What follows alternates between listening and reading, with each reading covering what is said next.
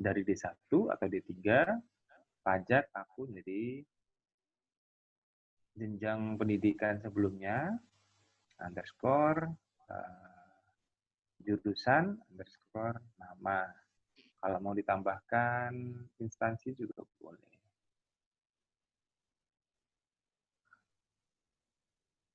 Ya, seperti ini. D1 underscore BC Santi. Oke. Ya.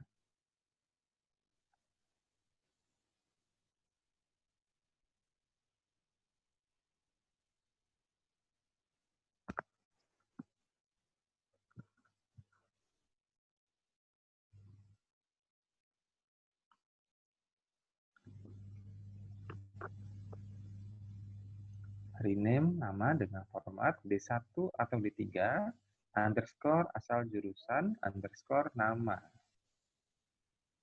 Ya.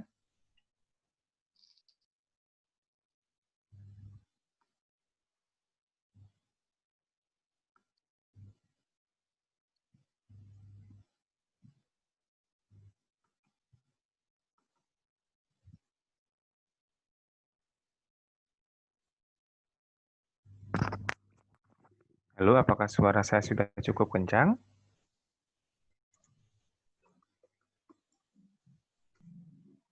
Sudah, Mas.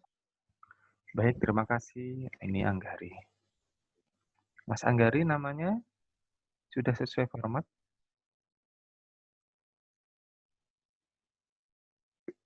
Suara saya cukup kedengeran juga kan ya, Mas Anang? Bisa agak lebih dekat nggak, Mas? Oke, sebentar. Oke. Tapi bisa didengar kok, Mas. Tapi kalau Silakan ya. misalkan bisa lebih dekat, nggak apa-apa. Sudah 40 orang. Tadi pagi untuk TPA ini full ya. Untuk Zoom cuma ada kapasitas sampai 100, teman-teman. Jadi kalau ada teman-temannya yang belum masuk, disampaikan untuk bisa segera join.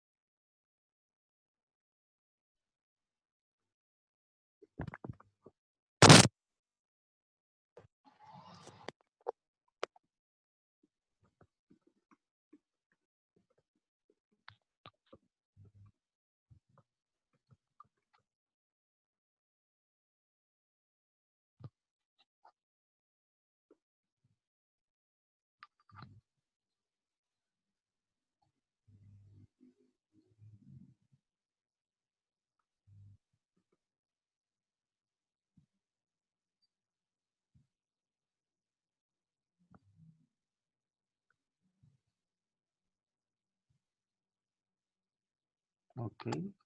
Ini sudah jam 3, kita akan tunggu dulu. Kita siapkan untuk live YouTube ya, teman-teman. Ini tadi tersedia.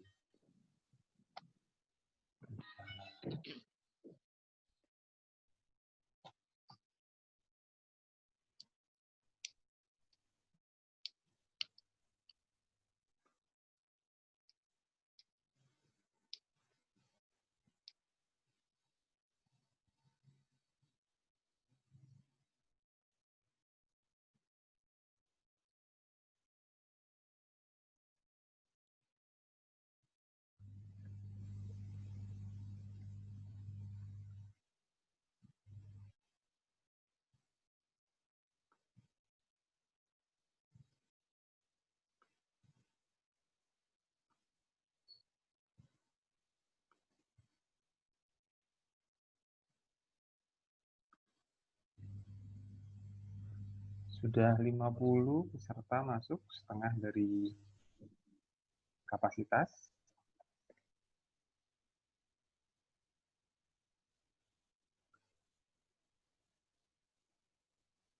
Teman-teman bagaimana kabarnya? Nah, ini kalau mau ngobrol dulu boleh di unmute.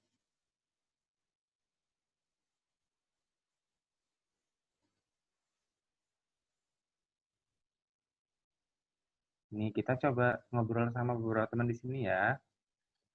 Oke. Oke. D1 pajak Fatin. Nah, ini kayaknya boleh? D1 pajak Fatin. Iya, selamat Halo, sore. Mbak. Selamat sore. Ini di mana, Mbak? Di kosan, Oke. Sekarang penempatan mana? di Lubuk Linggau, Sumatera Selatan, Kak. Ini Iya. kalau nggak salah D1 pajak Fatin ini tadi juga ikut juga ya. Iya, ikut. Oke, terima kasih. Ya, sama-sama, Kak. Kita lihat. Siapa lagi yang mau ngobrol? Ini namanya kok banyak itu ya, singkatan. Ini Terracotta Girl. Ini dari tadi yang gagal masuk ini ya. Halo, Terracotta Girl. Halo, Terracotta.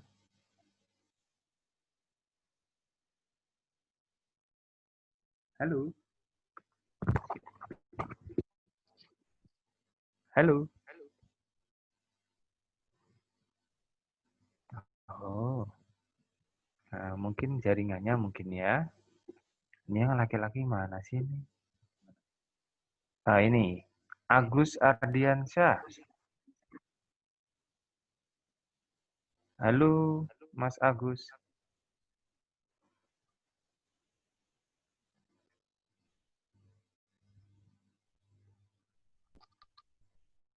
Oke, kita sudah live di YouTube. Jadi kalau teman-teman mau menyebarkan, silahkan. Ada teman yang belum bisa ikut Zoom, nanti bisa ikut yang di YouTube ya. Oke.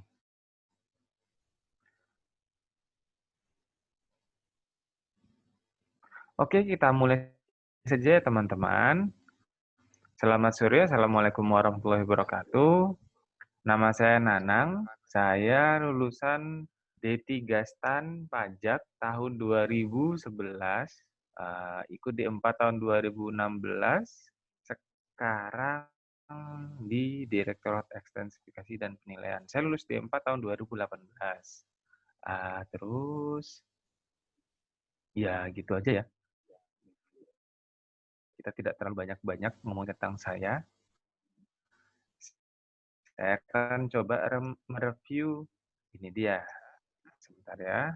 Kita akan ngapain aja sih hari ini? Gitu. Oke, inilah kurang lebih rundown yang akan kita lakukan hari ini. Ini jamnya nih, abaikan saja ya, ini harusnya pagi. Tapi kurang lebih kita akan menjelaskan rule of the game-nya, teman-teman. Namanya mohon di rename ya, pakai D1 atau D3 underscore jurusan underscore nama. Terus nanti kalau mau nanya langsung di chat aja nggak apa-apa. Kalau mau raise hand monggo, tapi biar terrecord nanti di chat boleh ya namanya. Nanti kalau misalkan waktunya udah siap akan kita jawab. Terus apalagi ya? Mungkin itu dulu kali ya rule of game-nya. Kalau teman mohon di mute. Kalau misalkan kurang jelas suaranya langsung ngomong di chat, Mas, suaranya kurang jelas gitu ya. Dan seterusnya dan seterusnya. Setelah itu kita akan memperkenalkan pengajar habis ini. Setelah itu ada overview materi, bahas soal review TO, mungkin kita singkat ya. Mungkin tidak banyak, mungkin dari Mas Ridho bisa memilih beberapa soal, atau teman-teman boleh menanyakan. Selanjutnya tips and trick tubel secara umum, sharing pengalaman. Wah ini promosi oleh manajemen. Waduh, tahuan nih. Mungkin itu ya teman-teman. Kita akan di akhir kita akan melihat kira-kira teman kalau mau ikut masuk ke tugas belajar seperti apa. Intinya seperti itu. Baik. Izin Mas, suaranya tidak terdengar jelas. Halo, cek sekarang sudah jelas, Mas Jeffriyadi. Halo, Mas Jeffriyadi. Atau yang lain? Apakah sudah jelas? Sudah, Mas. Oke, terima kasih. Oke, kita lanjut ke rundown selanjutnya. Kita akan memperkenalkan pengajar kita sore hari ini. Sekarang kita sudah ditemenin dengan Mas Rido. Nah, Mas Rido ini dari Kemenkeu. Eselon apa? Eselon satunya apa? Nanti monggo Mas Rido silahkan memperkenalkan diri.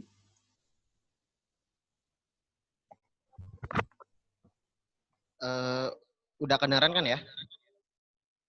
Sudah Mas, jelas. Saya izin share screen ya untuk perkenalan dirinya Silakan. sekaligus nanti bisa lanjut ke materinya. Baik.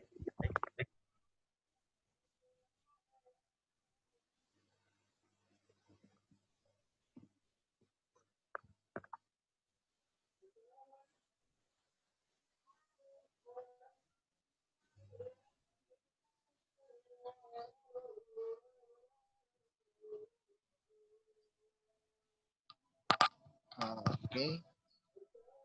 Ini kayaknya masih agak berisik ya. Maksudnya ada suara azan mungkin, tapi kedengeran nggak? Agak feedback sih Mas. Agak double suaranya.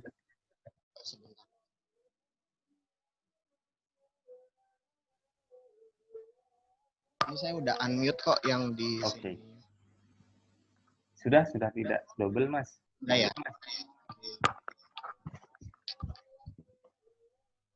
Oke, saya mulai aja ya. Assalamualaikum warahmatullahi wabarakatuh. Selamat sore semuanya. Oke, saya Sore. perkenalan singkat aja.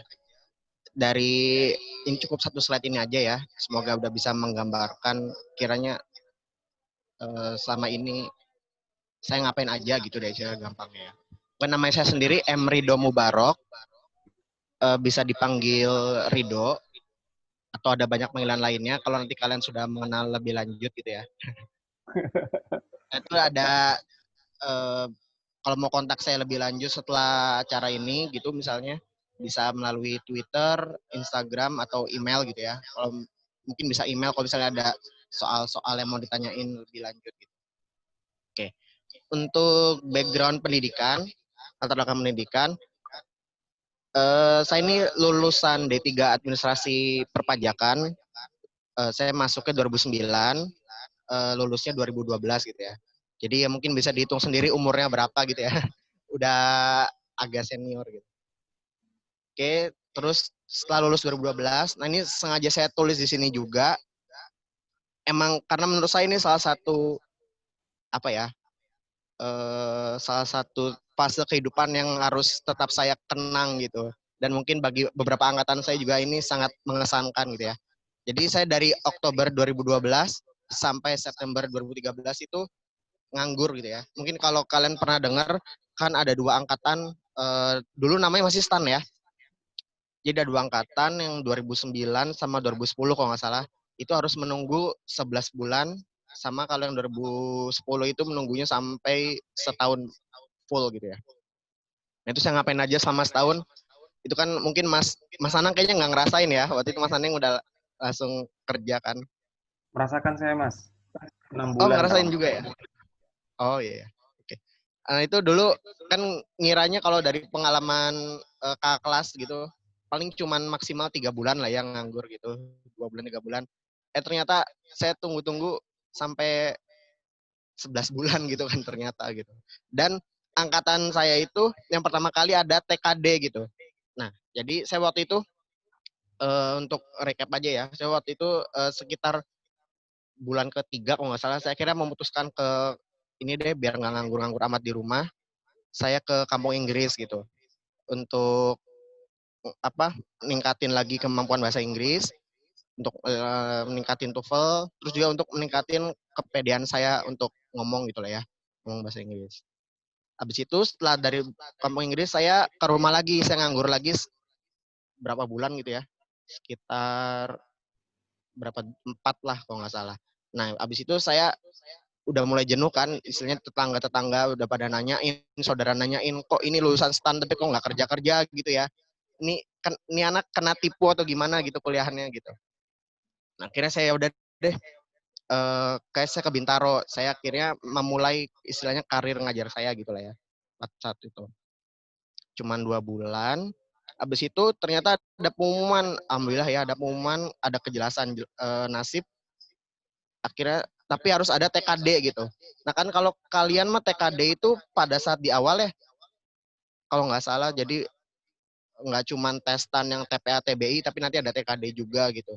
Nah kalau pas zaman dulu saya itu pertama kali ada pengenalan TKD. TKD itu justru setelah lulus gitu.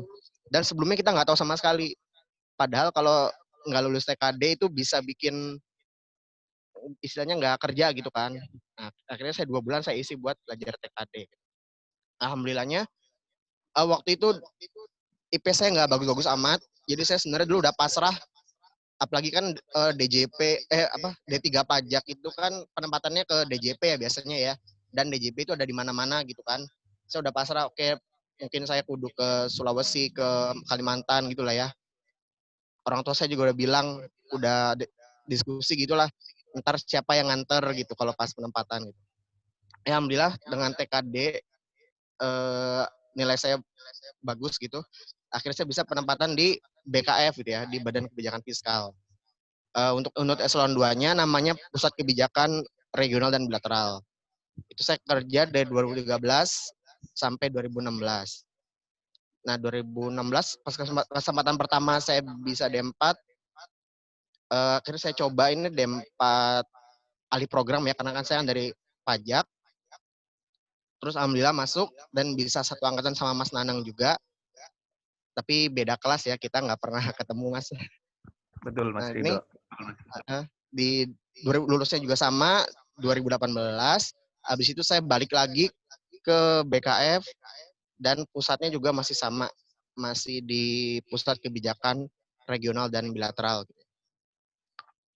Oke, mungkin gini aja untuk perkenalan, saya nggak akan, mungkin ini udah cukup lama juga ya, tapi semoga bisa tahu lah setidaknya latar belakang saya seperti apa gitu.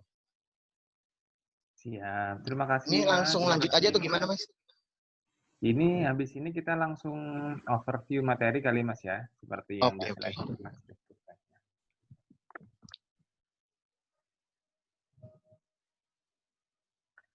Oke, jadi sebenarnya kalau dari pengajar kita itu dari beberapa lokasi kerja ya, bukan hanya DJP, dari BKF ada, Sekjen ada, di bermacam-macam. Oke, Mas Rido sudah siap?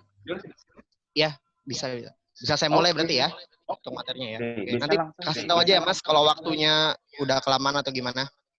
Baik, Mas Rido, silahkan. Oke, langsung aja. Nah ini sebelum kita lihat materi TBI itu apa aja, kan ini sekarang kita sesinya TBI ya. Nah sebelum kita lihat materinya TBI apa aja, setidaknya kita udah tahu dulu komposisi soalnya gitu kan ya. Nah ini secara umum soalnya itu ada 3 jenis. Yang pertama ada multiple choice, lalu ada error recognition, dan yang terakhir ada reading gitu ya. Nah masing-masing ini komposisinya yang setahu saya terakhir 2018 kalau nggak salah ya. Kalau nggak salah yang 2019 itu ada segi perubahan, katanya errornya lebih banyak gitu. Nah itu makanya saya kurang tahu karena kan tiap tahun itu yang ganti, yang bertanggung jawab itu kan dari BPPK ya, Pusdiklat. Apa sih namanya? Lupa saya, Pusdiklat apa gitu. Nah intinya multiple choice itu yang paling banyak, ada 30 soal, lalu ada error recognition itu 10 soal, dan reading itu ada 20 soal. Dan biasanya reading ada 3 teks gitu ya. Nah itu semuanya total harus dikerjain dalam 50 menit. Nah berarti artinya kan tiap satu soal tuh harus bisa dikerjakan kurang dari 1 menit gitu ya. Apakah itu mungkin? Mungkin banget gitu. Untuk beberapa jenis soal. Nah untuk beberapa jenis soal lainnya, mungkin itu perlu waktu lebih lama gitu. Contohnya kayak reading. Reading kan kita nggak bisa ya, nggak bisa yang langsung bisa ngerjain. Tapi nanti juga ada beberapa tipe soal yang bisa kita lihat gimana cara mengerjakan lebih cepat gitu ya untuk yang reading misalnya. Oke, ini materinya. Ini tentunya belum semuanya ya. Ini saya cuman mencarikan yang besar-besar aja, tapi masih ada yang lebih yang lainnya juga dan sama pentingnya gitu ya. Dan sama aja bisa kemungkinannya besar juga untuk nongol di soal TBI gitu. Berdasarkan pengalaman saya ngelihat soal-soal TBI dari tahun ke tahun gitu ya. Yang pertama, langsung aja, ini ada tenses, lalu kedua ada adjective clause, lalu ada if conditional dan subjunctive, lalu ada participle dan appositive, lalu ada concordance, dan yang terakhir ada parallelism gitu ya. Dan ini tentunya semuanya ada jenisnya, ada pembahasannya masing-masing, dan juga nggak cuma 6 ini doang gitu, ada masih banyak lagi. Kayak misalnya tenses yang berhubungan banget sama tenses apa? Misalnya passive voice gitu ya. Dan kalau nggak salah di soal TO juga ada yang tentang passive voice gitu. Tapi ini saya sekali lagi yang tadi saya bilang, ini saya cuman karena ini cuma sebentar ya, 30 menit, jadi nggak cukup untuk semuanya gitu. Karena kalau lagi ngajar aja, misalnya tenses itu saya dikasih waktunya 1,5 jam gitu untuk bahas semuanya. Dan itu pun seringnya nggak cukup gitu. Karena kadang saya ini nanya ke muridnya gitu ya, nggak apa-apa kah kalau misalnya nambah setengah jam atau 15 menit, dan alhamdulillah mereka mau aja gitu ya. Dan saya juga nggak minta ditambah bayarannya atau apa gitu ya. Karena saya ngerasa kasihan aja kalau misalnya yang saya ajarin itu nggak semuanya gitu. Hanya karena keterbatasan waktu. Oke, untuk kita lihat overview materinya satu-satu, mungkin kita bisa langsung ke soal TO-nya aja ya. Beberapa soal TO yang kemarin, biar enak gitu ngebahasnya. Ini saya stop share. Sebentar.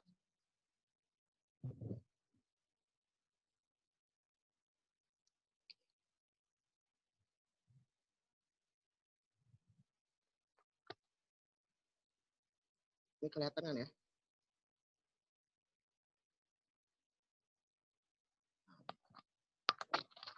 Oke, kita lihat satu-satu. Ini pertama dari contohnya dari tenses dulu ya.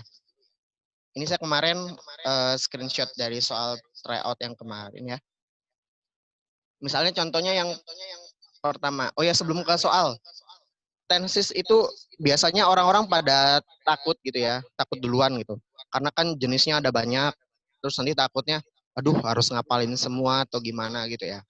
Nah tapi tenang aja, nanti pada saat di kelas gitu, saya akan pelan-pelan jelasin misalnya satu-satu tenses itu apa gitu. Dan saya akan jelasin istilahnya rasionalisasinya gitu ya, di balik tiap tensesnya gitu. Biar kalian setidaknya ngerti, nggak cuma ngapalin tesis ini itu rumusnya apa gitu. Nah saya harap kalian nggak ngapalin gitu ya, tapi lebih ke paham ciri-cirinya gitu. Oke, ini saya coba bentar. Tensis, suara saya kedengaran nggak? Kedengaran ya. Kedengaran Mas Ridho. Tensis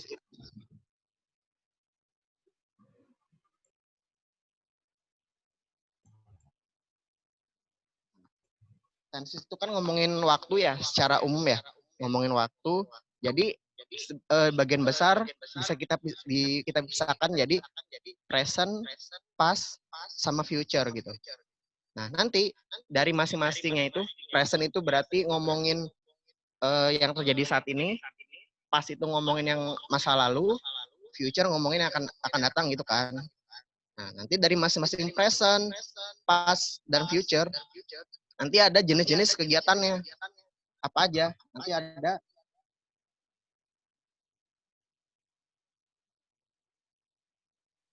Mas bisa digedein nggak Mas? Word-nya Mas. oh apanya? Word-nya biar kelihatan. Hurufnya. Oh, oke. Di zoom aja kali ya. Zoom aja ya.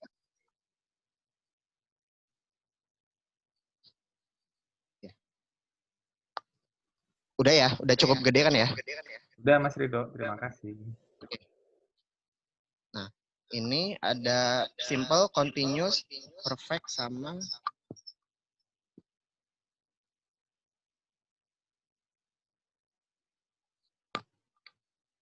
Nah, nanti saat di kelas tenses gitu ya, nanti akan saya jelasin satu-satu.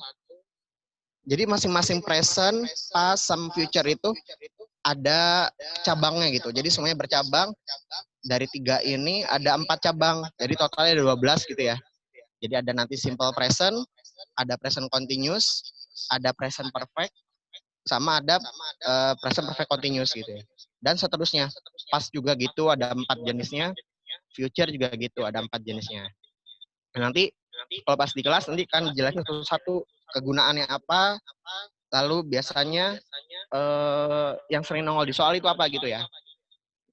Saya mungkin nggak akan menjelaskan terlalu detail karena misalnya contoh nih, present continuous itu tuh kegunaannya ada banyak banget dan aplikasinya juga banyak gitu. Tapi kalau yang di soal TBI itu paling yang keluar itu hanya satu aplikasi aja gitu, satu jenis aja. Kan di sini nih di kelas TBI gitu ya, itu kan kami tuh nggak mengajarkan kalian untuk jago bahasa Inggris gitu ya, tapi lebih ke kalian bisa mengerjakan soal TBI gitu. Jadi nanti kami akan berusaha untuk memilah-milah mana yang lebih mudah bagi kalian untuk mencernanya gitu dan akan berguna saat mengerjakan soal gitu. Oke ya. Ini secara umum untuk tenses. Nah, untuk contoh soalnya gimana? Ini yang soal tryout kemarin. Dapat semua kan ya soal ini ya? Ada Halley's Comet, bla bla bla. Its first documented sighting in 240 BC in China. And since then it has been seen from the Earth 29 times. Oke. Jawabannya ini yang mana coba? Ini nih saya bisa manggil orang atau saya ngomong aja ya Mas? Mas Hana? Bisa, manggil orang bisa. Langsung dipilih Bisa ya? aja. Oke. Tapi saya takut dicuekin jadi saya ngomong aja lah ya. Nggak apa-apa, coba aja. Nggak Aku apa-apa aja ya? yang manggil gimana? Oh boleh boleh. Oke, coba D1 pajak FI. D1 pajak FI. Bisa dengar suara saya? Halo?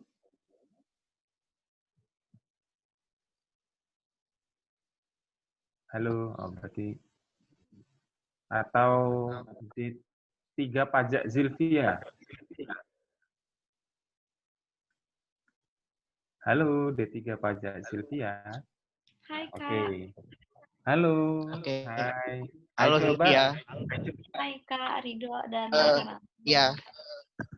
Coba Zilvia, ini yang soal ini dirimu jawabnya apa kemarin? Nah, kalau aku head sih Kak. Head ya. Kenapa? Soalnya dia udah kayak pas gitu sih aku mikirnya.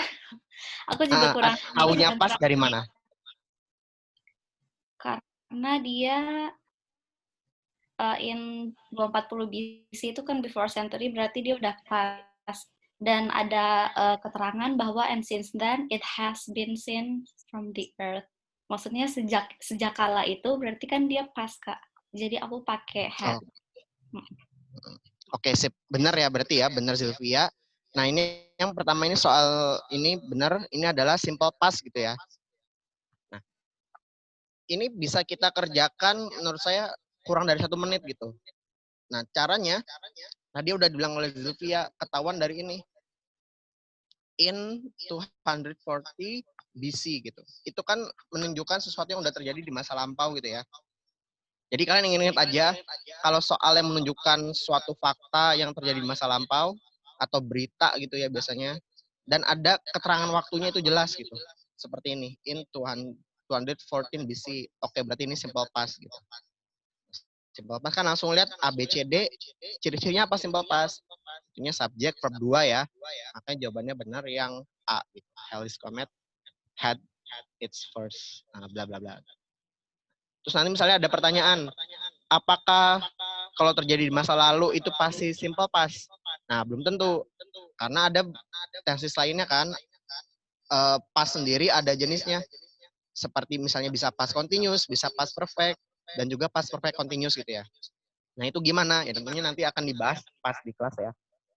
Oke, kita beralih ke soal keduanya. Ini the author had died before the book bla bla bla. Gitu. Sebenarnya kan ini kelihatan kalau misalnya itu bisa langsung kelihatan kalau ini udah terjadi gitu ya. Tapi yang mana nih kira-kira jawabannya? Nah, ini juga salah satu soal yang jenis soal yang populer ya. Oke. Jadi pertama kita kudu lihat dulu the author had died. Kira-kira itu tensisnya apa? Nah, kalau kalian udah hafal nanti ini ada tensisnya past perfect gitu. Taunya past perfect dari mana? Ada had diikuti oleh verb 3. Jadinya the author had died, berarti dia past perfect. Nah, terus ada past perfect, terus dibilang before the book bla bla bla. Nah, kira-kira kalau past perfect itu biasanya dia pasangannya dengan apa sih gitu ya? Nah, di soal TBI yang salah satu jenis yang populer itu, past perfect itu biasanya dia pasangannya dengan simple past. Jadi biasanya kalau di kelas saya suka gambarin timeline-nya gitu ya. Tapi karena di sini agak sulit, ini saya coba aja.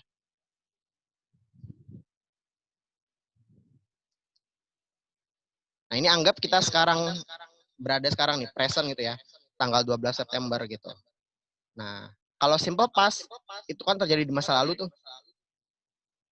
Nah, itu berarti ada di sebelah kiri kita kan. Udah terjadi gitu. Nah, kalau past perfect, itu dia lebih dulu lagi daripada simple past. Jadi kita taruh di sini. Past perfect. Nah, ini kalau di timeline, present kita saat ini, misalnya 12 September, simple past itu misalnya kemarin gitu ya, hari Jumat. Nah, past perfect itu yang apa yang kita lakukan sebelum kemarin, sebelum Jumat. Nah, nanti biasanya ada beberapa rumus gitu ya untuk membedakan kapan kita pakai past perfect, kapan kita pakai simple past. Biasanya past perfect sama simple past ini dicirikan dengan ada kata before sama after gitu ya. Nah, ini saya harapkan nanti kalian nggak ngapalin urutannya gitu. Apakah urutannya past perfect, before, simple past, atau kebalikannya gitu ya. Atau kalau ada after kayak gimana rumusnya gitu. Nah, saya harap saya nggak ngapalin, tapi kalian pegang benar-benar prinsipnya bahwa past perfect itu adalah tenses yang terjadi sebelum simple past. Jadinya abis itu ya kalian bisa atur aja gitu. Berarti kalau gitu simple past itu terjadi setelah past perfect gitu kan ya. Jadi kalau ada after bisa kalian ini sendiri. Oke, posisinya seperti apa. Yang penting kalian pegang baik-baik. Kalau past perfect itu terjadi sebelum simple past. Kayak gitu ya. Jadi before afternya nggak usah bingung. Nah, kebetulan di sini soalnya dia makainya before gitu. Jadi the author had died itu kan past perfect. Past perfect terjadi sebelum simple past kan ya. Berarti tenses yang dibutuhkan di sini adalah simple past. Nah, simple past yang mana nih? Ada has been published, ada had been published, ada was published, ada will be published. Nah, kebetulan ini dia variasi dengan soal passive voice ya. Jadi nanti jawabannya yang C gitu. Yang was published. Karena dia simple past. Untuk passive voice, to be-nya itu untuk simple past adalah was gitu ya. Jadi was diikuti oleh verb 3. Oke, kira-kira seperti itu untuk yang tenses. Ini tentu hanya sebagian kecil aja ya. Ada banyak banget variasinya gitu kan. Oke, sekarang kita masuk ke yang adjective clause aja. Nah, untuk penjelasannya, sebelum saya menjelaskan ke soalnya, saya boleh minta tolong Mas Nanang panggilin satu orang lagi, Mas?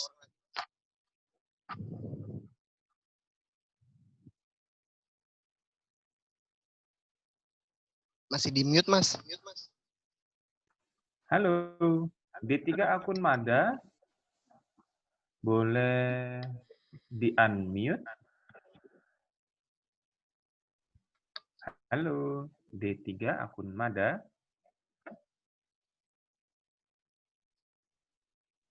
Atau ini, D1 Pajak Imron. Laki-laki. Dari tadi saya nemunya kok perempuan saja nih. Ini laki-laki nih. B1 Pajak Imron. Halo, Imron. Halo, Imron. Wah, saya dikacangi. Tidak apa-apa. Coba D1 BC NDA. D1 BC NDA. Ini.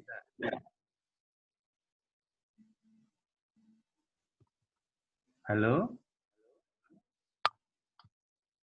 Oh, ini yang online. Oke. D3 Pajak Dimas. Halo? D3 Pajak Dimas. Ini bukan bot kan ini? Saya kira bot. Halo, D3 Pajak Dimas. Tidak ada. Kalau D3 pajak Sylvia yang tadi ya. Iya. Ayo Mas, pilih Mas. Saya yang D3 D1 Pajak. BC Santi. D1 BC Santi. D1 BC Santi. Ayo, ini saya ask to mute. Halo Santi.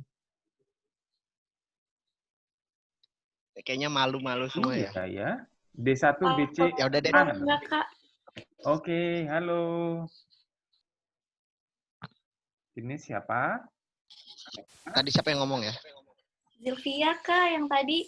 Habis Halo kayaknya nggak Sylvia. Oh, Baik. oke, boleh. Saya mau nanya ke dirimu ya. Kalau kamu dengar adjective clause gitu, yang kebayang itu apa? Apa ya? Nggak ada yang kebayang sih, Kak. Lu nggak ada yang kebayang ya? Oke, kalau yang ini udah deh. Kalau gitu soal yang ini, dirimu jawabnya apa? Kalau aku, Kak. Oh ya, kenapa kira-kira alasan Iya. pendeknya? Karena pertama dia seseorang, apa sih namanya? The pilgrim itu kayak peziarah gitu nggak sih, Kak, kalau bahasa Indonesianya? Jadi aku pikir kayak dia someone, apa sih? Noun ya bahasanya. Jadinya pakai who, settled on the eastern shore. Itu kan berarti yang menunjukkan orangnya itu gitu, Kak. Kalau which kayaknya nggak pas, karena kalau which itu biasanya untuk benda. Iya nggak sih, Kak? Ya, oke. Oke, benar ya, benar Sylvia. Terima kasih Sylvia. Oke, jadi yang untuk soal ini jawabannya benar yang C gitu, who. Kenapa? Nah, oh ya sebelumnya, kan tadi saya nanya di awal adjective clause kira-kira kebayangnya apa gitu ya. Nah, ini saya contohin gini. Adjective clause itu untuk menjelaskan, misalnya gini, misalnya saya kemarin pas, saya kebetulan terakhir WFO bulan Juli ya. Nah, misalnya pas saya dulu WFO, saya naik GrabCar gitu misalnya. Nah, saya cerita ke teman, saya barusan naik GrabCar. Supirnya itu rambutnya panjang gitu. Nah, menjelaskan supirnya GrabCar itu kan bukan kalimat utama ya. Jadi, saya naik GrabCar yang supirnya berambut panjang. Nah, yang supirnya itu kan sebenarnya cuma penjelas aja gitu. Nah, itulah yang dimaksud dengan adjective clause itu. Jadi, saya mau menjelaskan apa? Saya mau menjelaskan orang, saya mau menjelaskan benda, atau saya mau menjelaskan kepemilikan benda atau kepemilikan orang gitu ya. Itu ada banyak banget jenisnya. Contohnya misalnya yang sering banget misalnya ada who, ada which, ada whom, ada whose, lalu ada where atau when. Lalu misalnya ada yang ini biasanya orang suka ketukar gitu ya. Fungsinya dengan whose, yaitu of which. Kapan kita pakai whose, kapan kita pakai of which gitu ya misalnya. Nah, nanti pada saat di kelas untuk saat menjelaskan adjective clause, ini kan saya jelaskan masing-masing kegunaannya gitu ya, dan bagaimana aplikasinya kalau di soal gitu. Kapan kita pakai who, kapan kita pakai which, kapan kita pakai whom. Kapan kita pakai whose, kapan pakai where atau when, terus kapan pakai of which gitu. Atau bahkan di opsi kan ada tuh tulisannya to whom gitu ya. Nah itu apa sih bedanya dengan whom-nya doang gitu. Nah itu ada banyak jenisnya, nggak cuman to whom doang gitu ya. Misalnya bisa pakai to, bisa pakai with, bisa pakai upon gitu misalnya. Lalu ada tambahannya whom. Nah ini ada banyak banget jenisnya gitu. Nanti akan dijelaskan satu-satu. Nah untuk yang soal ini sendiri, secara gampang ya, seperti benar tadi yang dijelasin oleh Zylvia gitu ya.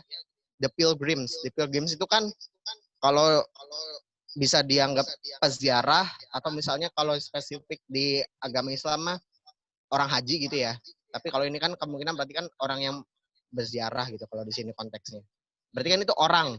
Nah, orang itu sendiri kalau dari who, which, whom, whose, where, when, of which ini yang mungkin untuk menjelaskan orang itu cuman who sama whom aja gitu.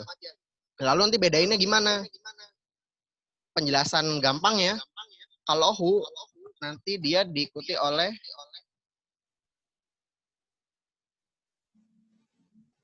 verb atau to be gitu. Kalau who, setelah who.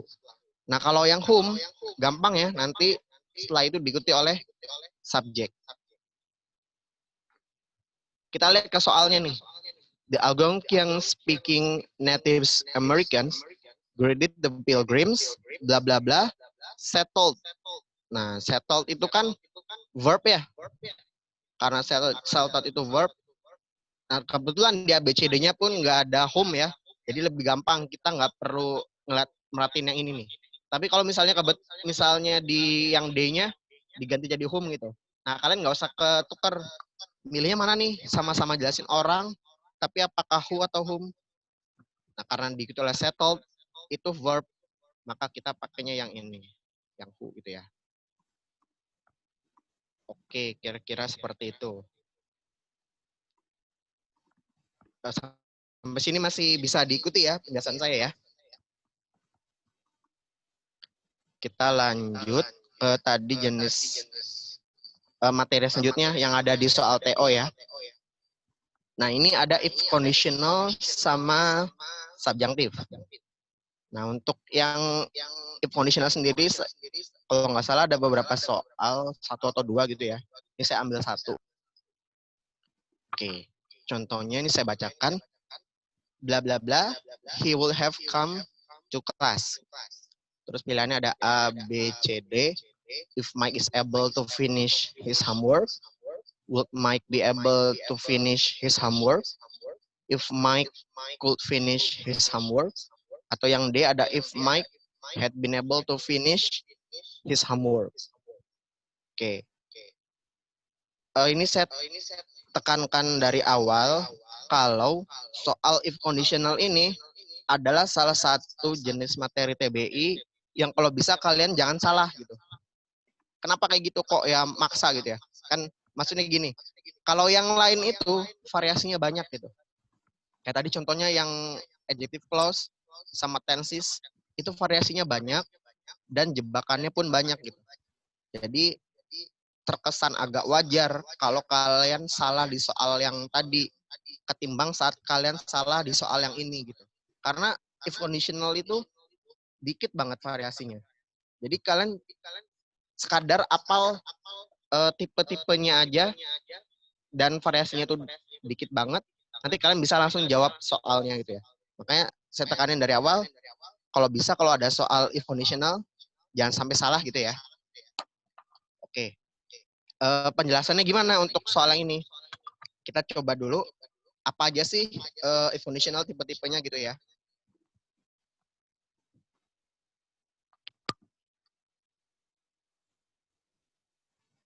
Pertama, ada tipe 1, itu subjek.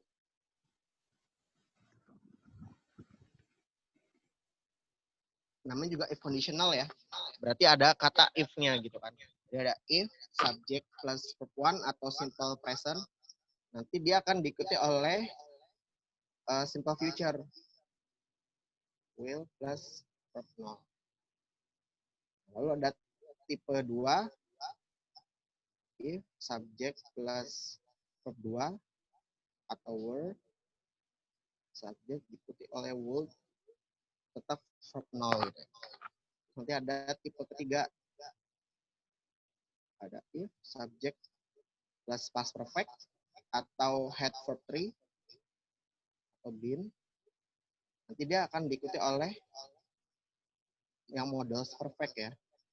Misalnya would plus have verb 3. Nah, ini kalau kalian udah apal jenisnya gini aja, itu udah bisa banget ngerjain soal if conditional gitu ya. Dan nggak perlu ngapalin tiga-tiganya, cukup kalian apalin yang pertama aja. Habis itu nanti kalian turunkan soalnya. Maksudnya turunkan tuh tensesnya ya. Tensesnya dimundurin satu gitu. Contohnya gini, yang tipe 1 kan ada if subject verb 1, nanti diikuti oleh simple future gitu ya. Subject will verb 0. Nah ini kalian nanti tinggal cukup tensesnya dimundurin satu. Untuk ke tipe kedua, verb 1 kan dimundurin jadi verb 2 ya. Jadi simple present jadi simple past. Jadi verb 1 jadi verb 2. Dan paling pengecualiannya ini. Paling sering pengecohnya itu di sini. Di were ini. Kan kalau to be itu kan kalau yang simple present ada is mr ya. Lalu kalau yang simple past to be itu cuman ada was sama were aja. Nah, itu kita nggak bisa pakai yang was. Walaupun nanti subjeknya itu she atau he gitu ya. Atau I gitu misalnya. Semuanya itu jadinya were. Nah, paling jebakannya di sini aja gitu ya. Jadi verb 1 berubah jadi verb 2 gitu. Lalu yang atasnya will berubah jadi would. Udah gitu aja, cukup dimundurin satu. Begitupun yang tipe 3. Simple past verb 2 berubah jadi had verb 3 gitu kan. Jadi had plus verb 3. Lalu kalau misalnya dibutuhkannya to be, jadinya been. Oke, lalu untuk yang would-nya juga sama. Would verb 0 berubah jadi would have verb 3. Nah ini kalian cukup apalin ini aja, udah langsung bisa ngerjain soal ini ya, if conditional. Nah, kita balik ke atas. Ini yang ada bla bla bla. He would have come to class. Ini suara kayaknya gaung ya. Iya, Mas. Sekarang masih gaung nggak? Enggak kan ya? Sudah tidak. Sudah. Oke. Nah ini kan kita bisa lihat, berarti ini tipe 3 ya. He would have come to class. Ada subjek, diikuti oleh would, diikuti oleh have, terus nanti diikuti oleh verb 3. Nah ini kalian juga harus jadi modal kalian untuk tahu come itu verb 3 atau bukan gitu kan ya. Kan kalau come itu verb 1, verb 2, verb 3-nya sama semua ya. Come. Jadi ya di sini verb 3. Nah, karena ini tipe 3, maka kalian tinggal lihat ABCD-nya yang make had verb 3 gitu ya.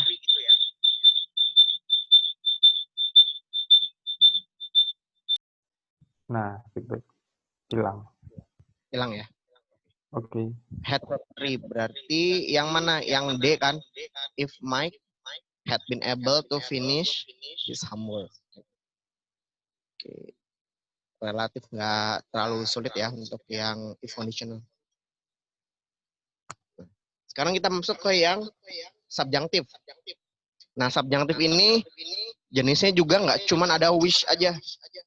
Subjunctive itu jenisnya ada wish, ada juga as if atau as though.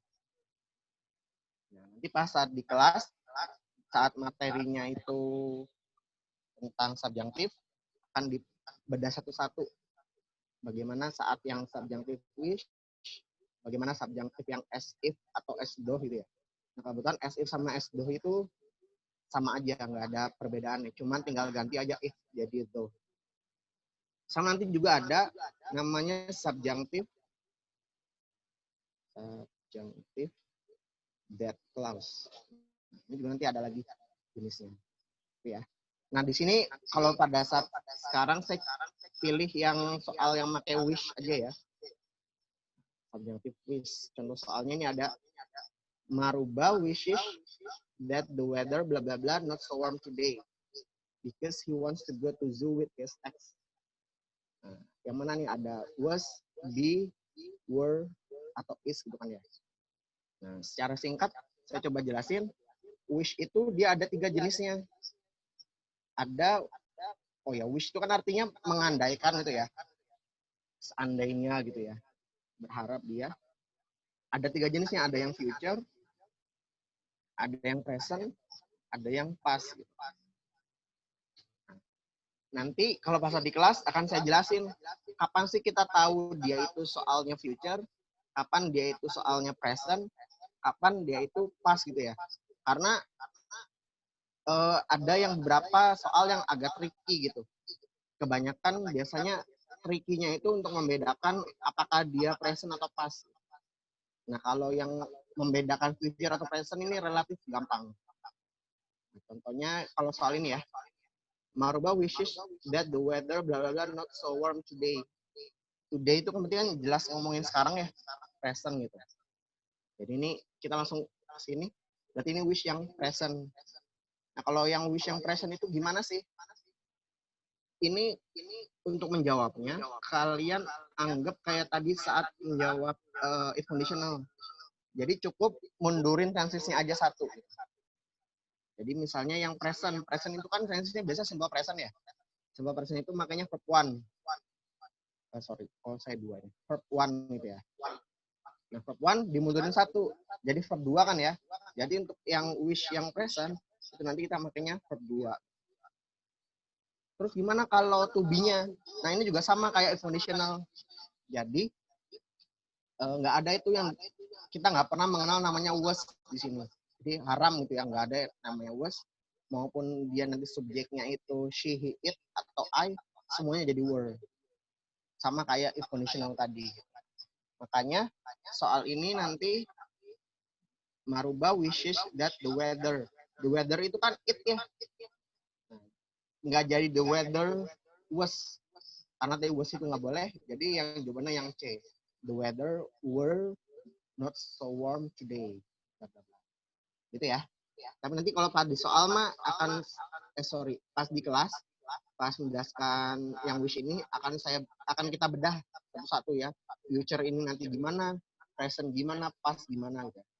Nah, teaser aja yang paling rumit menurut saya ya, agak rumit itu yang ini nih, yang past. Karena dia ada 3 jenisnya gitu ya untuk past sendiri. Oke. Mas Anang, saya masih punya waktu berapa menit lagi? Halo, kita jam 11 akan ada tanya jawab, Mas. Mulai sharing-sharing, mungkin cara belajarnya Mas Rido seperti apa selain membaca buku. Oh, ya, jam 4 maksudnya. 10 menit lagi. Ada 10 menit lagi. Betul. Iya, ada.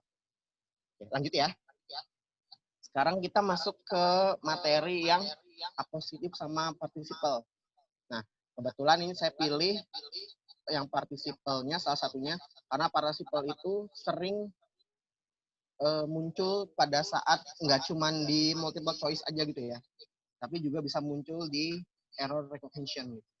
Nah, kalau berdasarkan testimoni murid-murid saya yang dulu, pasti mereka rata-rata rada takut sama error recognition gitu ya. Jadi kayak langsung jiper duluan, aduh error gitu, malas gitu.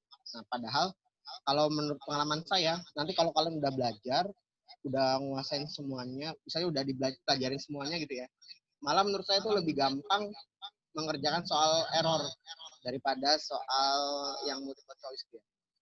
Mungkin karena saya hanya manusia biasa yang lebih gampang menemukan kesalahan orang gitu ya.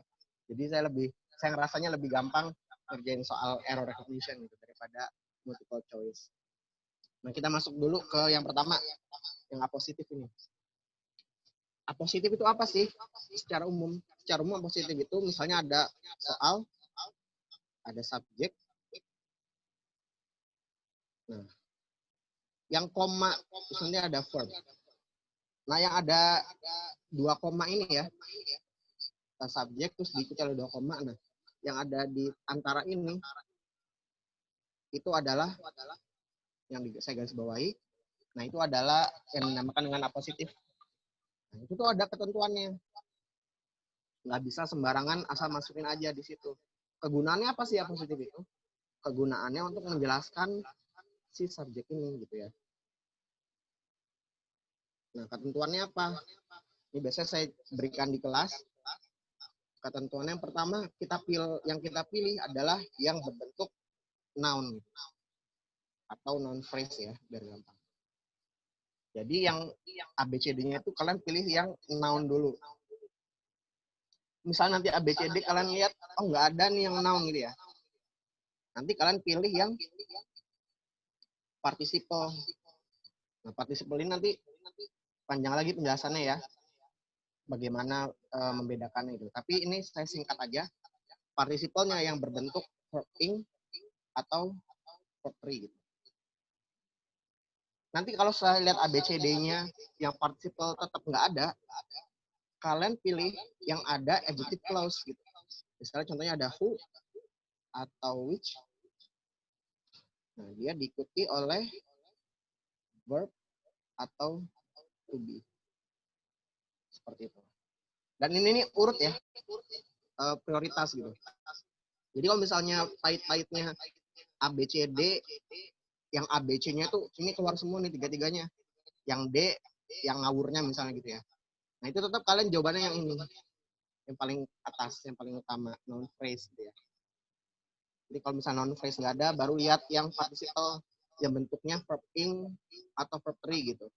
Kalau verb ing verb free nggak ada, baru lihat yang adjective clause. Yang who atau which diikuti oleh verb atau to be. Nah itu urut. Nah sekarang coba lihat di ini. Di soal yang ini ya. The first building to employ steel skeleton construction, bla bla bla, kan koma, bla bla bla koma. Berarti itu positif ya. Was completed in 1885. Oke, tadi ingat penjelasan saya gimana? Pertama tuh cari dulu yang noun phrase gitu ya. Nah kebetulan A, B, C, D, yang noun phrase itu yang mana? Yang B kan ya. The Home Insurance Company Building in Chicago. Nah, itu noun phrase. Nah, misalnya kalian bisa lihat nih, yang C sama D, itu kan sebenarnya salah satu opsi di sini ya. Who atau which diikuti oleh verb atau to be gitu kan. Nah, tapi ingat yang tadi saya bilang, kita prioritaskan sebagai urutan tadi gitu. Yang pertama noun phrase, yang kedua participle, yang bentuknya verb ing atau verb free, yang ketiga baru yang adjective clause. Berarti yang C atau D nggak usah kita pilih ya. Jadi jawabannya nanti yang B gitu. The Home Insurance Company Building in Chicago. Oke kayak gitu ya. Nanti kalau di kelas mah akan saya kasih lebih jelas lagi, khususnya tentang kan kalau ini yang jawabannya. Lalu bagaimana yang nggak bolehnya gitu ya. Jadi nanti ada juga yang beberapa yang itu nggak boleh ada di apositif. Sebagai teaser aja, contohnya yang A. Yang A ini jelas salah jawabannya. Kenapa? Karena kita nggak boleh naro to be atau verb tanpa adanya who atau which. Ini kan di sini ada kata verb atau to be karena sebelumnya didahului oleh who atau which gitu ya. Kalau sebelumnya nggak ada, itu nggak boleh ada di situ. Jadi yang apa sih salah? Tinggal B, C, D. Jadi itu bisa pilihan kalian saat menjawab ya. Apa kalian bisa milih yang benar atau mana yang nggak boleh ada di situ. Oke, berarti ini yang B coba. Ini ada sekitar 4 menit lagi. Mungkin saya bisa jelasin yang ini aja ya. Soalan ini. Untuk participle. Nah, participle ini sebenarnya suatu yang gampang-gampang susah ya. Enggak, gampang susah-susah. Jadi kalau yang baru pertama kali ngelihat pasti rasanya sulit banget. Karena kenapa? Participle ini salah satu jenis soal yang kalian harus ngerti. Maksudnya harus ngerti gimana sih? Harus ngerti maknanya. Kalau tadi contohnya yang tenses ya. Tenses itu kan kadang kita nggak perlu ngerti maknanya. Kita tinggal kenalin soalnya, struktur kalimatnya. Oke, ini rumusnya pakai had verb 3, berarti ini past perfect gitu ya. Terus ada before, oh berarti ini simple past. Nggak perlu kita tahu artinya, kita bisa langsung jawab soalnya gitu. Tapi participle ini salah satu jenis soal yang kita harus tahu maknanya dulu kalau kita mau jawab soalnya gitu ya. Yang apositif tadi termasuk yang agak gampang juga, karena kita nggak perlu tahu soalnya, cukup kita kenalin struktur ini, kita udah bisa jawab. Yang participle enggak, kita harus tahu maknanya dulu. Nah, secara umum, ini saya jelasin secara singkat aja ya. Participle ada yang aktif, ada yang pasif. Nah, yang membedakan aktif pasifnya, nanti kita pakai verb ing sama verb 3. Sebenarnya ada pakai having verb 3 atau ada having been verb 3. Tapi ini disimpan aja buat nanti di kelas participle. Nah, untuk menjelaskan dia itu aktif pasifnya, kita kudu tahu dulu kalimat ini maknanya itu aktif atau pasif. Sama satu hal, prinsip dari participle. Kapan sih participle itu nongol gitu ya? Maksudnya gini, kok kita tahu ini nih soal itu participle gitu? Itu menurut saya sesuatu yang harus kalian pegang dulu. Jadi diingat-ingat, di dalam satu kalimat itu cuman ada satu subjek sama satu predikat. Nah, satu predikat itu kayak apa aja sih jenisnya? Predikat itu bisa berbentuk verb atau bisa juga to be gitu ya. Jadi nggak mesti verb aja. Jadi kalau kalian nanti ngeliat satu kalimat, udah ada subjeknya, udah ada predikatnya. Nah, itu nanti di ABCD-nya, kalian nggak boleh pilih yang predikat lagi gitu. Nggak boleh kalian pilih yang berbentuk verb lagi atau berbentuk to be aja gitu, nggak boleh. Harus nanti kalian pilihnya yang berbentuk participle seperti ini, verb ing atau verb 3, atau nanti kalian pilih yang ini. Tapi having been verb 3 penjelasan nanti ya, lebih lanjut. Oke, jadi itu dulu. Yang ini nih kalau bisa kalian pahami baik-baik. Satu kalimat itu cuma ada satu subjek sama satu predikat gitu ya. Dan ini juga nanti kepake pada saat menjawab error recognition. Jadi kalian harus bisa ngeliat dulu di soal itu subjeknya udah ada belum sih gitu. Predikatnya udah ada belum sih gitu. Kalau belum ada, bisa jadi itulah yang salah gitu ya. Pada saat kita ngerjain error ya. Atau misalnya udah ada subjek sama predikatnya, nanti kita sesuaikan nih singular sama pluralnya sama atau enggak.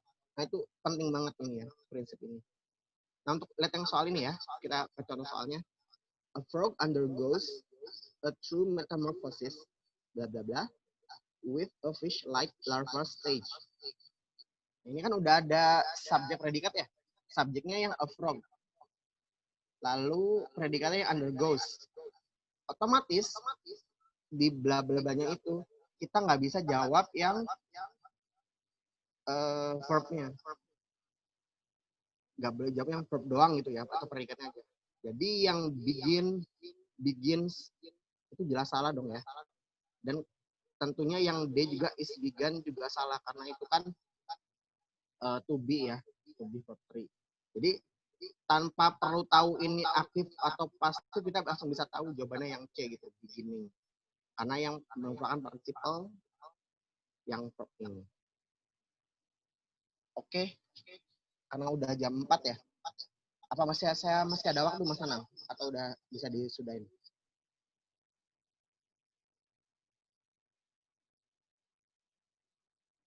Masih di mute Mas Anang. Halo Mas. Ya. Mungkin kita bisa melihat dari sudut pandang yang lebih tinggi. Kira-kira menurut Mas Rido itu materi dari TBI ini butuh seperti apa sih latihannya? Gitu? Apa sih yang harus kita pelajarin dulu? Misalkan nih, apakah kita harus memahami tenses dulu gitu? Baru masuk soal, atau kita langsung nyoba aja semuanya gitu? Gimana Mas Rido? Kalau menurut saya, tetap tenses itu harus dipegang dulu ya. Pertama kita, karena kan di berbagai buku juga, kalau saya biasanya pegangannya bukunya Betty Azar. Nah itu, selain Betty Azar pun, selalu yang diajarkan pertama adalah tenses gitu. Jadi itu intinya kayak modal kalian lah. Karena dari tenses itu sendiri, kan kalian di tenses misalnya nih, kita kudu bisa membedakan juga kan simple present sama simple past. Taunya dari mana? Verb 1 sama verb 2. Nah, itu sendiri diuji tuh modal kalian, pemahaman kalian. Kalian tahu nggak sih verb satunya itu apa, verb 2-nya itu apa gitu. Atau kalian bisa bedain nggak ini verb 2 atau verb 3 gitu ya. Nah, itu makanya tenses itu penting banget untuk dipahami pertama. Karena itu jadi modal kalian, apalagi dalam tensesnya itu sendiri diuji juga modal kalian lain. Misalnya tadi yang saya bilang ya, kapan, apa sih ini verb satunya, apa sih ini verb 2-nya, apa ini verb 3-nya gitu. Begitupun dengan to be-nya gitu ya. Dan nanti fungsi yang lainnya. Jadi tenses utama banget sih, harus tahu dulu. Mungkin buat teman-teman yang mau nanya, silakan. Mau raise hand, silakan. Mau masukkan di chat, monggo. Tapi Tidak baju juga. halo. Itu keluar, nggak ada otak loh. Kita satu. Oh iya. Warnanya nggak sama. Ini siapa? Halo. Oke. Mungkin sedikit yang menarik tadi Mas Rido, yang dinyatakan Mas Rido di awal adalah di soal TBI ini ada yang bisa dikerjakan lama, ada juga yang cepat, Mas. Kira-kira tipe soal yang cepat dikerjakannya itu yang kayak gimana caranya? Tipe yang apakah reading atau tenses atau kayak gimana, Mas? Oke. Sekarang kita lihat yang misalnya contohnya multiple choice dulu ya. Nah, untuk multiple choice sendiri, ini tadi baru aja saya jelasin, yang apositif. Apositif ini salah satu yang bisa cepat dikerjakan. Karena kita cuma tinggal pilih di ABCD-nya, urutin tuh, kita urutin. Pilih kita yang ABCD-nya apakah ada non phrase atau enggak. Kalau nanti nggak ada non phrase, beralih ke yang participle. Ada yang bentuknya verb ing atau verb three enggak. Kalau misalnya nggak ada, baru kita cari ABCD-nya yang who, which gitu ya. Yang pakai adjective clause atau pakai verb to be. Oh, berarti kan ada pakem-pakem tertentu yang bisa jadi apa ya? Bisa jadi pegangan kita nih. Kalau misalkan soal seperti ini harusnya ada ini, gitu ya. Nah, berarti ada rumus kan kunciannya gitu ya. Pemahaman banget ya. Jadi kita bisa ngeliat gini aja, bisa langsung cari aja gitu loh. Nggak usah ngertiin istilahnya gitu. Nah, kalau untuk reading, kalau untuk reading juga, ini kebetulan saya lupa screenshot ya, screenshot soal readingnya. Tapi secara umum gini, kalau di soal reading itu kan ada jenis soal yang menanyakan main idea gitu ya. Apa sih main idea dari teks di atas gitu kan? Atau ada nanyain apa misalnya? Berikut adalah yang dijelaskan dalam teks kecuali gitu kan ya. Ada yang seperti itu. Ada juga di reading itu yang menjelaskan yang he, what does he refer to gitu kan ya. Jadi he-nya itu misalnya di bold di teksnya. Nah, itu tuh dia merefer ke apa. Nah, itu adalah contoh soal tipe reading yang paling gampang dikerjain dan kalau bisa kalian kerjain duluan gitu. Contoh yang tadi, yang refer to tadi. Kenapa? Karena itu kan nggak perlu tahu isi teksnya apa ya. Jadi cukup ngelihat ke yang di bold itu misalnya di alinea berapa gitu ya, di paragraf berapa. Tinggal lihat aja di kalimat sebelumnya atau di kalimat tersebut. Kira-kira konteksnya apa gitu ya. Nggak perlu kita baca semuanya. Nah, contohnya yang paling harus kalian hindari jawabnya, maksudnya hindari jawab urutannya ya, harusnya kalian kerjainnya nanti aja, yang tadi yang main idea gitu. Atau misalnya ditanyain apa judul yang cocok untuk teks ini gitu. Itu terakhir-terakhiran, karena kan kita kudu baca semua dulu ya, baru kita bisa jawab itu soal. Seperti itu sih, Sanang. Oke, Mas Rido. Berarti buat teman-teman, kalau belajar bahasa Inggris atau TBI nanti, berarti nggak perlu pinter banget. Dalam artian kita tidak perlu bisa mengartikan semua bahasa Inggris yang ada di soal. Tapi kadang-kadang kita bisa mencari jawaban yang benar hanya dengan tadi memegang rumus kuncian, cara-cara efektif. Misalkan tadi ketika ada kata-kata reverse, kita hanya melihat kalimat sebelumnya, tidak harus mengartikan seluruh paragraf atau cerita. Mungkin itu ya, Mas Rido ya? Iya. Oke. Ada lagi yang mau ditanyakan?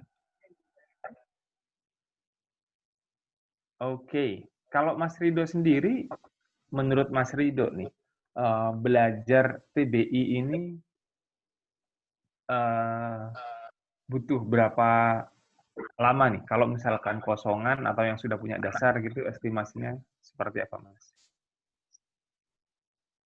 Ini lumayan ini ya, lumayan apa? Tricky juga pertanyaannya. Jadi gini, pada saat ngerjain TBI itu saya biasanya memetakan tipe-tipe orang tuh seperti ini. Ada yang dia mengerjakan pertama nggak bisa ngerjain gitu ya, misalnya. Terus yang kedua, dia itu bisa mengerjakan tapi dia nggak tahu alasannya. Tuh. Yang ketiga, dia bisa mengerjakan terus tahu nih karena ini misalnya karena ini masuk materi partisipal misalnya. Tapi dia nggak bisa ngejelasinnya gitu. Jadi dia cuman kayak misalnya pokoknya gitu aja. Dia misalnya ditanyain, misalnya contohnya saya lihat kata ya. Nah yang ini,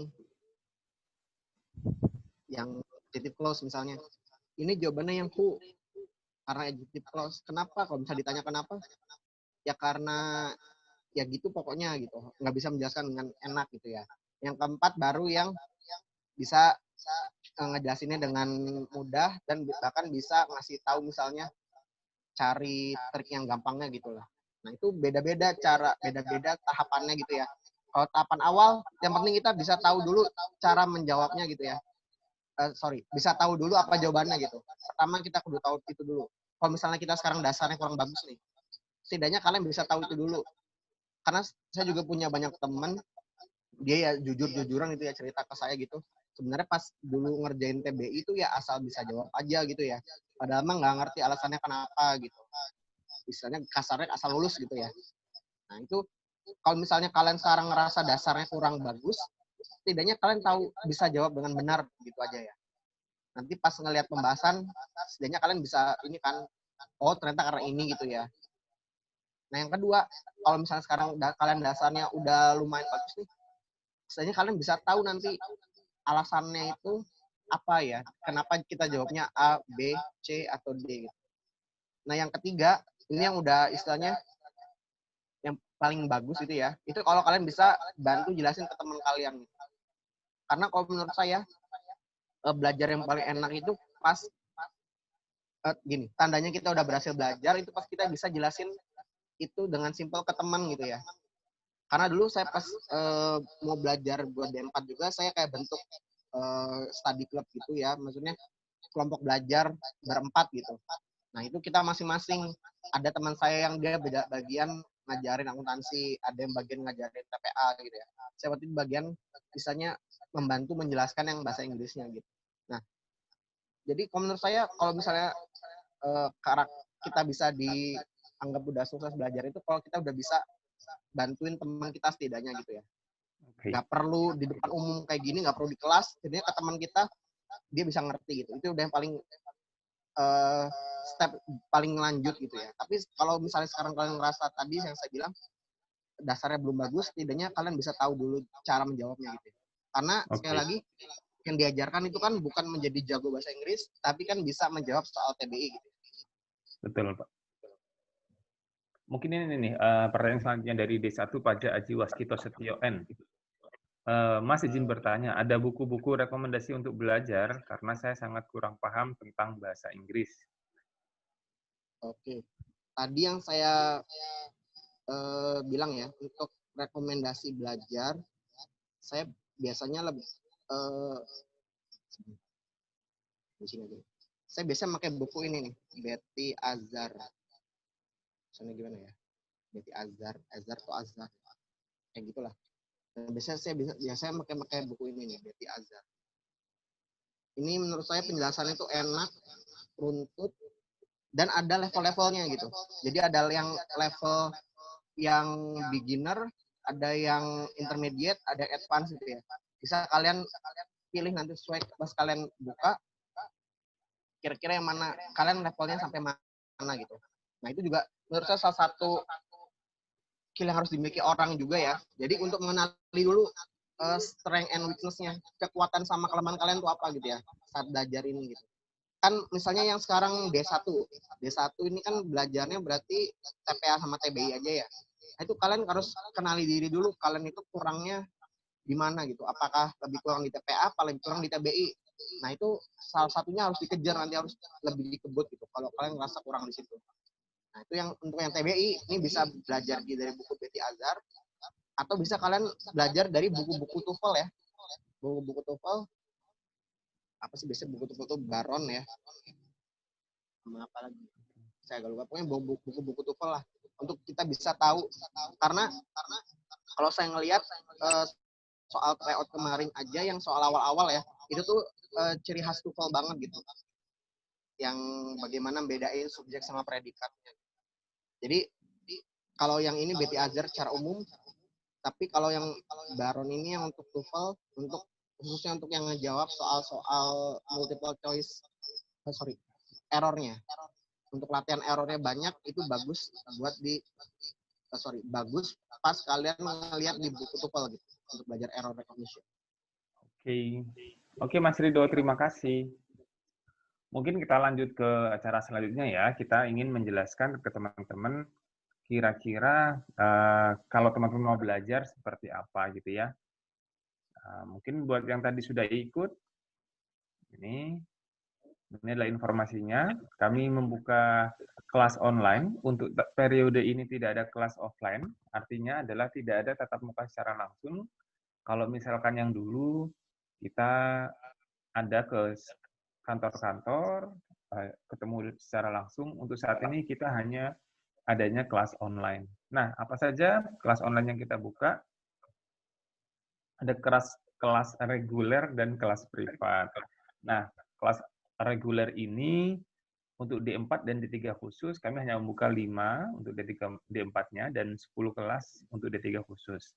Kelas privat, kita hanya membuka 2 kelas untuk D4, 2 kelas untuk D3 khusus. Nah, kenapa kok ada D3, ada kelas privat dan kelas reguler?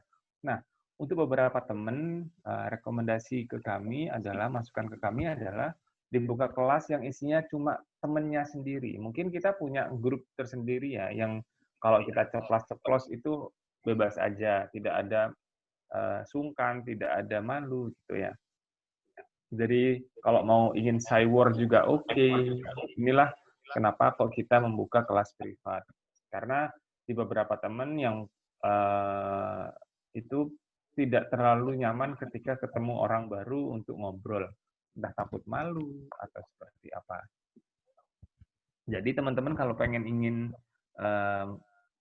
ambil kelas privat, segera daftarkan diri karena kita hanya membuka masing-masing 2 kelas. Nah, jumlah pertemuannya berapa? Untuk D4 ini 40 pertemuan, untuk D3 khusus 30 pertemuan, itu semua sama di reguler dan privat.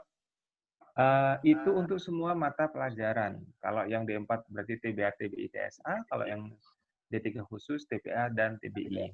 Fasilitasnya apa saja? Dapat buku, Ongkir, 2 kali TO nasional, akses website, dan pendampingan.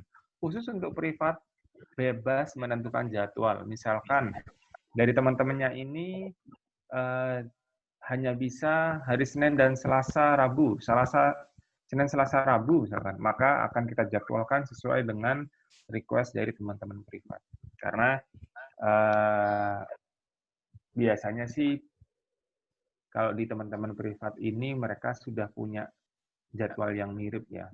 Tapi kalau yang reguler, penentuan jadwalnya akan ditentukan oleh panitia.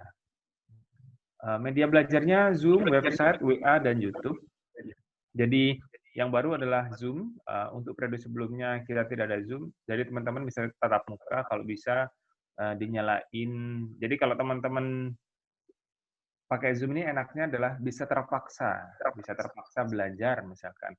Karena kalau Zoom kita bisa menyalakan kamera, akhirnya kita terpaksa untuk belajar gitu ya.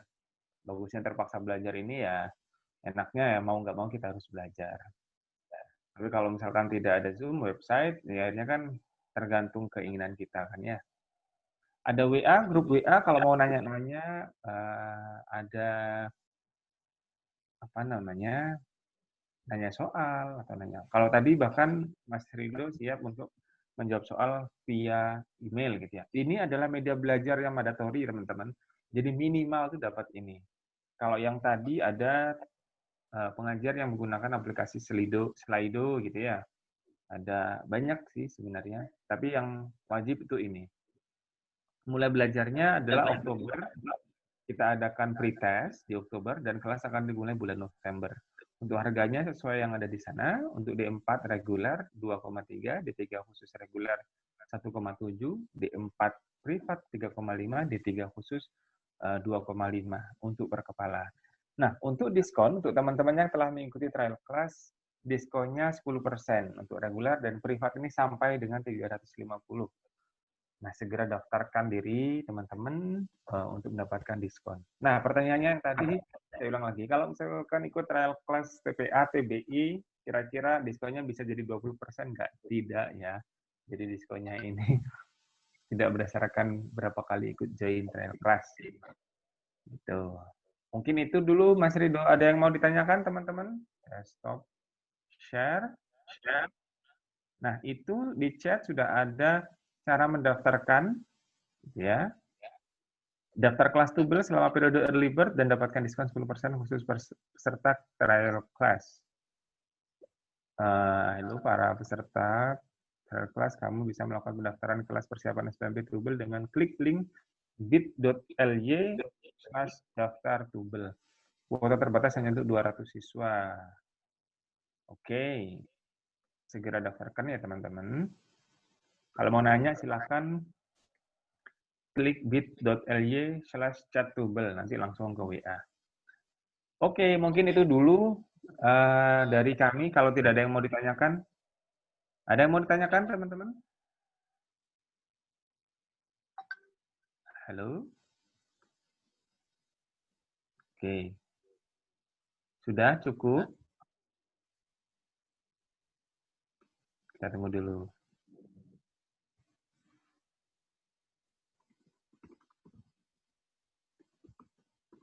Ada yang nanya tuh, Mas. Oke, ada yang nanya.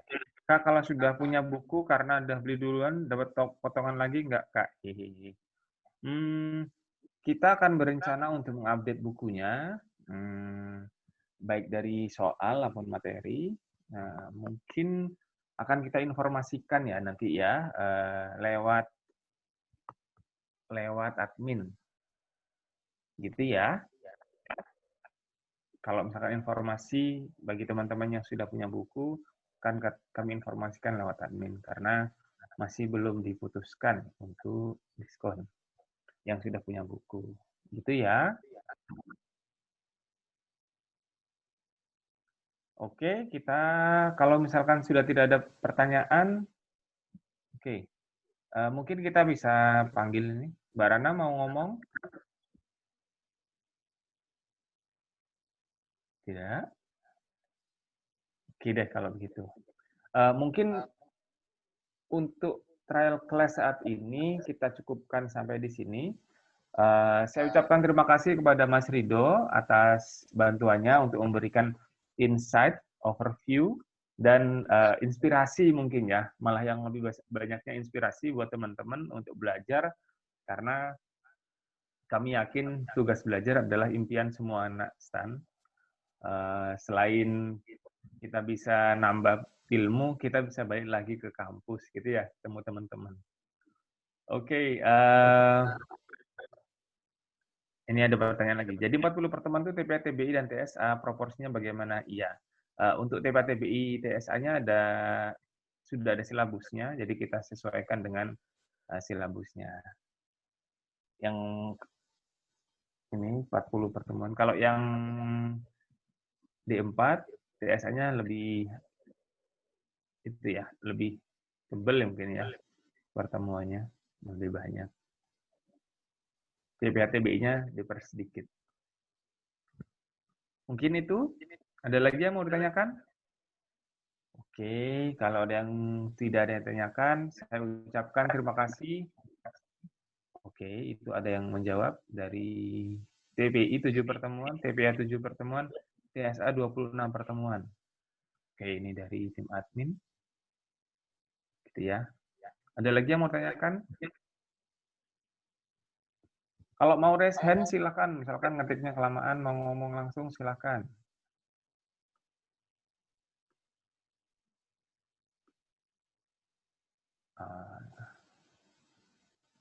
Ada 12 Pinkacu Imam ini. Ada yang mau tanyakan? Namanya lucu-lucu ya. Pinkacu.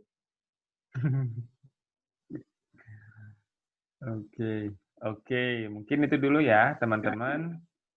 Saya tutup dulu acara trial class ini. Saya ucapkan terima kasih kepada Mas Rido atas bantuannya.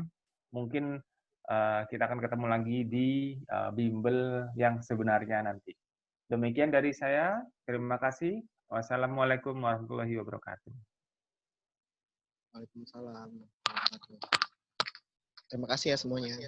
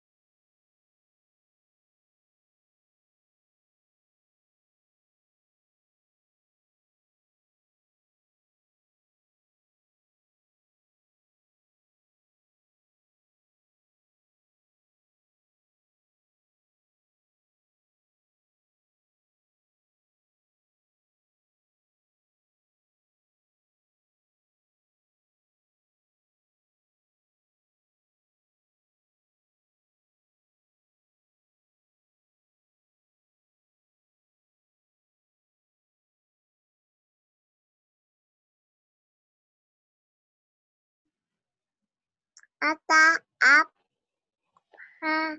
di mana di sini di mana